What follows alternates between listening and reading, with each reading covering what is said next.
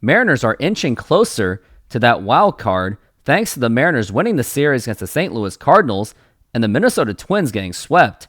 Now, before I explain, here's a word from our sponsor, SeatGeek. SeatGeek is a mobile ticketing app for sporting events, concerts, and other events. They make the buying experience easier by the app ranking each ticket from 0 to 10 to see if you are getting a good deal, and you can see exactly where you are sitting. I regularly use that app, and I have had nothing but a fantastic experience with SeatGeek. Use my promo code RoofTopSports to get $20 off of your first purchase. Link to the code, app, and website will be in the description, so take advantage, and thank you. And you know where to go, especially with that Padres series on the way. Use that promo code RoofTopSports if you would like to go to a Mariners game for $20 less. Now, the Mariners won 2 out of 3, and yes, I said it, the Twins got swept. And let's go over each game real quick. So first, the Mariners won 6-1 in their first game, and this was with Bryce Miller pitching 6 innings, 4 strikeouts, and 2 walks, and gave up 3 hits. Here's what happened with the Mariners offense. It was Randy Arozarena. He scored Victor Robles with a sacrifice fly. Then Dylan Moore hit the home run, scoring in J.P. Crawford as well to make it 3-0. Although Walker hit a home run to left field, that got the Cardinals on the board 3-1. Then it was Cal Raleigh doubling to score in Mitch Haniger and Julio Rodriguez, and Luke Raley singled where Cal Raleigh scored. So this was a pretty easily handled victory by the Mariners. Now, unfortunately, of course, I did not cover this game because hashtag don't quit your day job. But it was really encouraging to see the Mariners get a victory, especially after their struggling start on that Oakland series and that struggling series against the Angels. And then they had won 3 in a row. So I was thinking, man, maybe there is something going with the momentum. And then the Cardinals game happened, the next game, where the Mariners lost 2-0, where Logan Gilbert was pitching, if not anything but perfect. He pitched 8 strong innings, but then eventually the Mariners gave up 2 runs. It was that home run by the Cardinals, and that pretty much just iced the game, unfortunately. And actually, he was pitching a complete game, so that was Logan Gilbert. Unfortunately, he gave up that 2-run home run, and boy, I didn't cover this game either because hashtag don't quit your day job. And let me say it better, I didn't even cover any of these games because of the same situation. But boy, was that offense really difficult to watch, if I did watch it, which I didn't, thankfully. Julio Rodriguez went 1 for 5. Luke Raley 0 for 3. Justin Turner 0 for 3. Polanco 0 for 3. J.P. Crawford 0 for 4. Mitch Haniger 0 for 3. And Josh Rojas 0 for 2. And somehow, with that kind of a box score, the Mariners got 5 hits, and the Cardinals, they only got 2 hits, and they still somehow beat the Mariners, despite the Mariners out-hitting them somehow, despite the bottom of the lineup being absolutely atrocious. And the worst part of this, too, is had the Mariners won, they would have closed in the 3.5 games deficit, but then they were stuck at 4.5. But the good news is, the last game, the Mariners won 10-4 in pretty convincing fashion. And I didn't watch the game, but I actually listened to the game on radio, and it was really fun to listen to because you had Cal Raleigh scoring in Julio Rodriguez, and then Luke Raley got a 2-run double, and Mitch Garver got a 2-run single, so he actually stepped up as well. And then Randy Arozarena extended it to make it 7-0. Although the Cardinals scored, make it 7-2.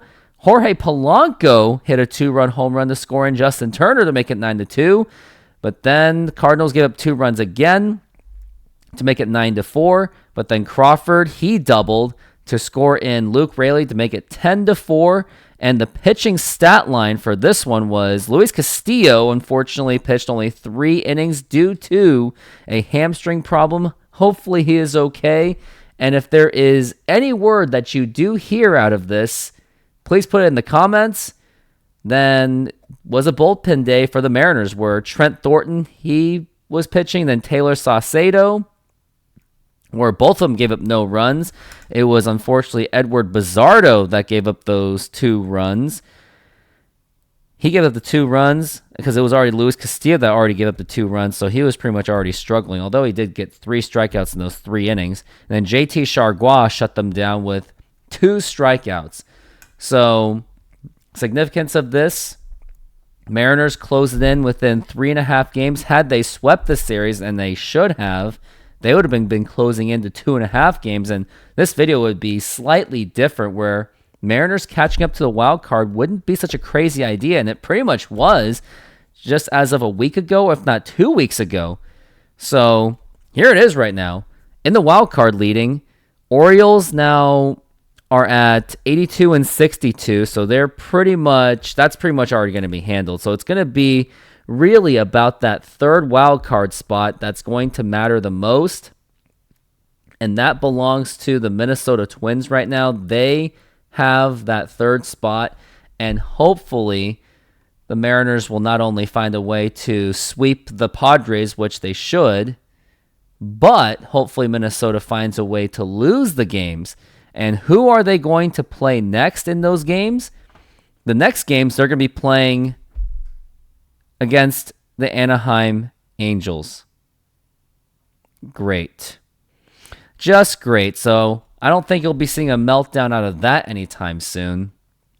So it probably won't even be until maybe the Cincinnati series or the Cleveland and Boston series. So I guess these 6 games are going to be brutal. So the Mariners, if I were them, they're going to have to sweep the San Diego Padres. Like, I don't care if you're going to say, oh, well, they can't sweep them all, they can't win them all, but you got to sweep, because the Mariners, they pretty much procrastinated throughout this entire season. Like, the management, they procrastinated to get Scott Service fired. They waited that long, and then ever since Dan Wilson has taken over, he's actually turned it around. I mean, maybe it's not as noticeable, but the offense has actually scored much more in average, and at least when the Mariners lose, they are actually like very competitive games where they didn't necessarily lose in vain. And plus, it's not going to be easy against the Padres, because they are 81 and 64, second place in the NL West, so you know that they're going to be incentivized to at least somewhat give the Dodgers a run for their money. So the Mariners are going to have to figure out a way to win those games. And who are going to be the pitchers? So it's going to be on September 10th. It's going to be George Kirby against Yu Darvish. And then on September 11th, it's going to be Brian Wu against, Michael King. So Mariners, again, are going to have to find a way to win this series, which is sweeping them, because I cannot take a split, especially when the Twins are playing against the Angels. And as for the Astros, what is their schedule going to be going forward? If you start on Monday, if they are playing, they are not playing on Monday. But so starting on Tuesday, they are going to be playing the Oakland A's. So if you have any dreams of catching up to the division, you best leave those dreams behind. Although the Mariners are 4.5 games back, but if you're really going to expect the Astros to lose to the A's, I wouldn't count on it.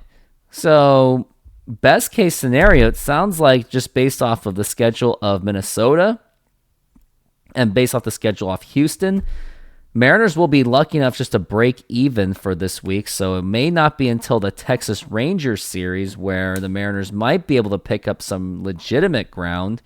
And then who in the world is the Houston Astros going to be playing after the Oakland A's series, which I'm not looking forward to, because I don't expect the Oakland A's to beat the Astros. And boy, it's going to be 3 games series.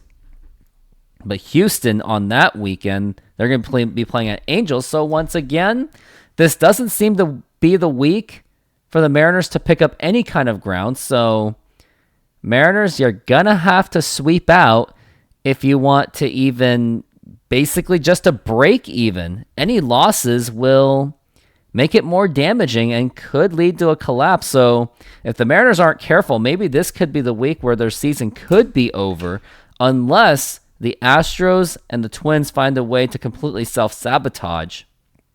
I mean, it would be nice if the Angels could play exactly how they did against the Mariners. That would be nice, and the Mariners can take care of business themselves. So we're going to have to see how this goes, but that's going to do it for this quick post-game show or post-series show. Just want to say thank you very much for watching. Hit the like button, subscribe, hit the notification, and let me know in the comments of how you feel for the remainder of the 2024 Mariners season. And thanks for watching and painfully saying, Go Mariners.